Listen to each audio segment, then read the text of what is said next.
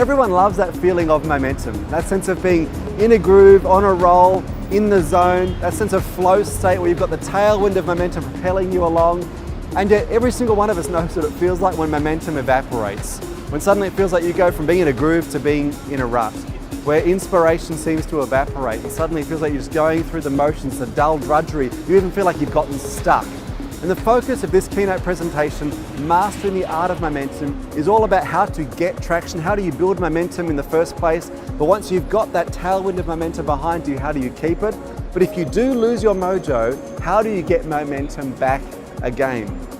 In this keynote presentation, I identify the business or the professional formula for momentum. And there are three elements.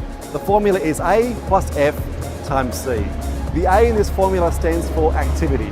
Now, not all activity is created equal. There is no point being busy if you're not being effective, and yet this is the most common trap I see organizations and individuals fall into. They are busy, but they're not getting results.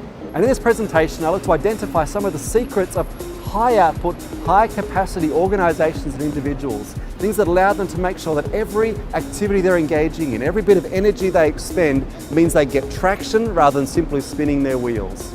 The second element of this formula, the F, stands for focus. Now, Ralph Waldo Emerson put it best when he said, the key difference between the ordinary and the extraordinary person is nothing more than their ability to focus. And yet, for us as individuals and as businesses, focusing is becoming more and more difficult. I look at some of the key distractions and interruptions that have the potential to scatter your focus. And it's not just the interruptions that can cause us to lose focus, it's when the good becomes the enemy of the best, not just for businesses, but also for us as individuals. How do you set boundaries and get into that flow state where you enjoy massive productivity? As the old Russian proverb tells us, if you try to chase two rabbits, you'll catch neither. So how do you get into that flow state, focus, and get results? The third element of this formula, the C, stands for consistency. I was recently speaking at a conference and sharing the stage with Dr. John Maxwell.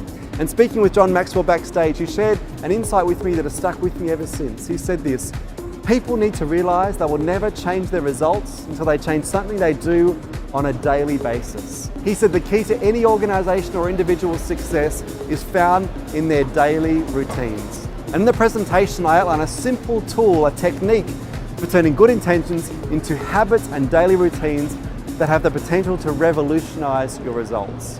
There is no shortcut to building momentum, there's no silver bullet, but there is a simple formula, and having helped thousands of individuals and businesses implement it, I can tell you, it's a formula that works.